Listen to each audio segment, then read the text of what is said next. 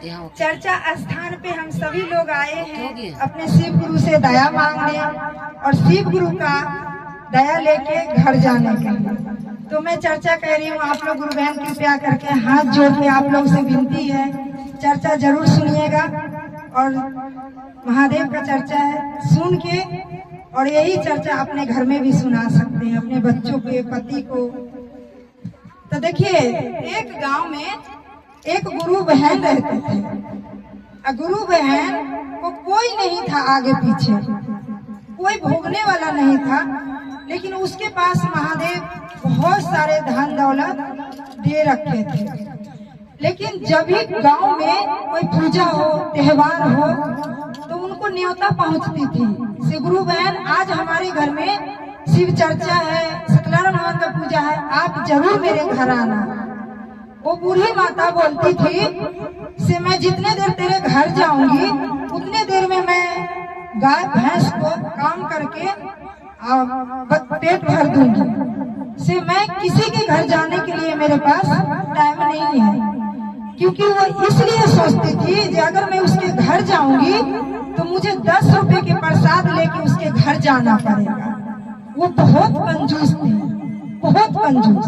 ना किसी के घर वो आती, ना किसी के घर वो जाती, ना किसी को दुख बताती, ना किसी के दुख को सुनती। एक दिन क्या हुआ गुरु बहन, महादेव स्वयं बोले से ये तो सच में बड़ी कंजूस है, इसके तो घर मुझे जाना ही पड़ेगा। महादेव लिए बूढ़ा का रूप और चल दिए माता के दरबार पर। जब गए तो बूढ़ी माता को बोले से हमको बड़ी तेज भूख लग रही है, से क्या हमें खाना मिल सकता है? तो बोले बाबा अभी तो मेरे पास टाइम नहीं है, मैं तो जा रही हूँ गाय भैंस के लिए घास काटने, ऐसा करना आप दोपहर में आए। बाबा सोचे जे ऐसा करती हूँ, इसको घर फिर दोपहर में जाती हूँ। फिर बाबा आए, बोले माता मुझे खाना मिलेगा? तो बोले अरे अभी अभी तो मैंने खाना उना खा के बर्तन धो के रखी हूँ, फिर आगे तुम तो मेरे पीछे ही पड़ गए हो। तो बोले अरे माता कुछ तो दे दो जो मैं बना के भी खा सकूं। बोलते हैं ठीक है बाबा, तुम्हें लेना ही है तो शाम को आना, शाम को मैं घर लौटूंगी ना, गाय भैंस को खिला के तो आना, मैं आपको पेट भर के खाना खिलाऊंगी। महादेव उनके पीछे पड़ गए और वो माता जी थी वो भी उनके पीछे पड़ गई। बाबा बोले आज तो मैं भिक्षा लेके रहूंगी, चाहे ये मुझे दे या ना दे, आज मैं इसका भिक्षा लेके रहूंगी। महादेव फिर स्वयं शाम के घर उनको लौट गए। बूढ़ी माता ने बोला अरे बाबा मैं तो खाना पीना खा के बर्तन उर्तन धो के सब रख दिया हूँ और मेरे पास तो कुछ बचा ही नहीं जी मैं आपको खाना खिलाऊं। बाबा बोलते हैं क्या सच में ये बड़ी कंजूस है, मैं तो आपके इसके जब ये हमें नहीं खाना खिला रही है तो सच में ये पूजा और भजन और कीर्तन क्या करेगी, और किसी के घर भगवान के कीर्तन में क्या जाएगी। ये सोच लिए जाऊंगी तो 10 रुपए मेरा खर्च हो जाएगा, मैं नहीं जाऊंगी। बाबा बोले अब तो ये बड़ी कंजूस है, मैं करूँ तो करूँ क्या। एक दिन वो बूढ़ी माता को ऐसे करते करते एक दिन उनको मुक्ति का टाइम आ गया। तो बोले जे मैं मरूंगी ना तो मुझे स्वयं शिव लोग से शिव के जमदूत आएंगे मुझे ले जाने के लिए। तो बोलती है माता जी स्वयं मेरे को शिव के जमदूत मुझे लेके जाएंगे यहाँ से, तो तुम अच्छा कर्म करोगी तभी तो जाओगी ना शिव लोग। तो बोलती है से मैं तो पूजा करूं या ना करूं, मैं किसी के घर जाऊं या ना जाऊं, पर मैं नाम तो हर सकते नमः शिवाय महादेव का लेता हूं ना, से मैं तो जाऊंगी तो शिव लोग ही जाऊंगी। अब उनको आखिरी डेट आ गई, वो आ गए जमदूत के लोग उनको ले जाने के लिए। अब वो बोले जी तुम्हारी हिम्मत कैसे हुई मेरा प्राण खींचने का, मैं तो शिव लोग मेरा प्राण जाएगा। तो बोलते हैं शिव लोग नहीं तू नरक लोग जाओगी। तो बोलते नहीं मैंने कौन सा पाप किया जी मैं नरक लोग जाऊंगी, मैंने कोई पाप नहीं किया। तो कह रही है तुमने कोई पाप नहीं किया? तो नहीं, हमने कोई पाप नहीं किया है। और जो पाप और पुण्य जो हम करते हैं हमें ही पता है हम क्या करते हैं। आखिर के उसको जमजूद ले ही गया। जब लेके गया तो बोला देखो आपको मुझे नरक में डालना है, नरक में डाल दो। आपको मुझे तेल में डालना है, गरम तेल में डाल दो, पर मुझे स्वयं अपने महादेव से एक बार दर्शन करा दो। बोलते हैं ठीक है, तुम्हारा ये भी मैं आज्ञा मानती हूँ, तुम्हें लेके चलती हूँ मैं शिवलोक।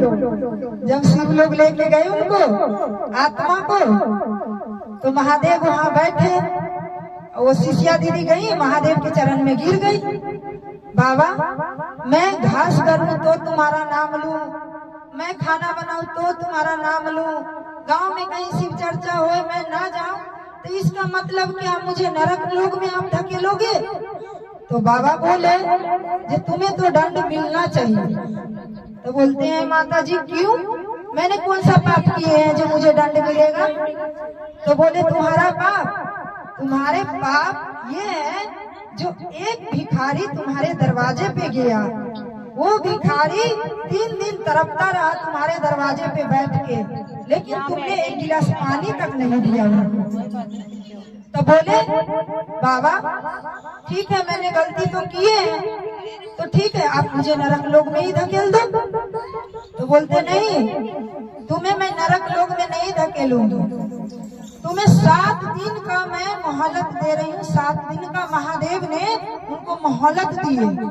तुम दोबारा से धरती लोक पे जाओगे और 7 दिन में तुम वो हर काज करोगे जो तुम्हें करना चाहिए धरती लोक पे। तो बोले बाबा क्या करना होगा मुझे?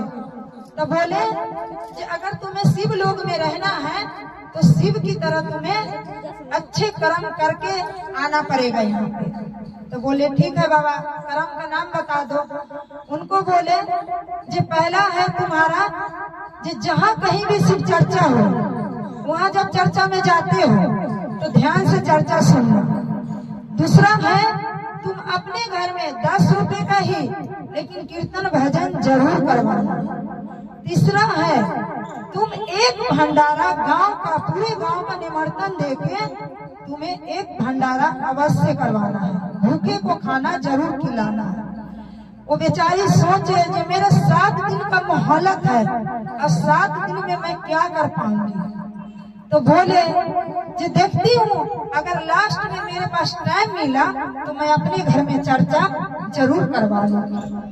जब वो पूरा दान कर दिए, मकान खेत पथार सभी जितना चर्चा भजन कीर्तन भंडारा हर वो जगराता करवाए माता जी।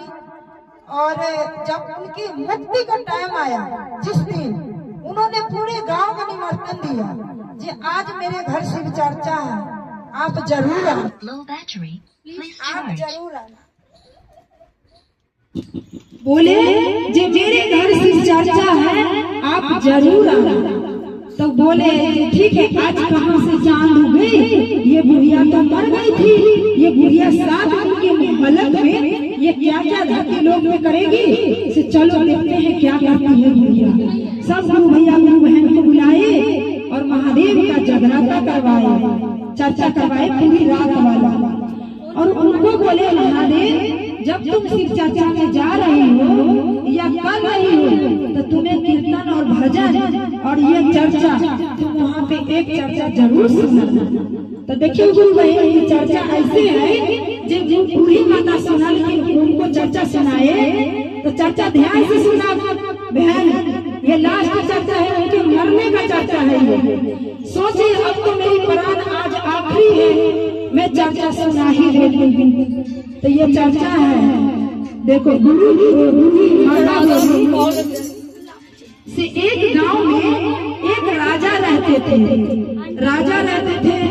तो वो उनकी बहन जो थी वो बहुत रानी थी, पैसे उनके पास धन दौलत गाड़ी बंगला सब कुछ थे। मतलब वो बूढ़ी माता मरते समय चर्चा सुनाई भाई बहन का से वो बहन बहुत राजा थे, लेकिन वो जो उनका भाई था बहुत गरीब थी।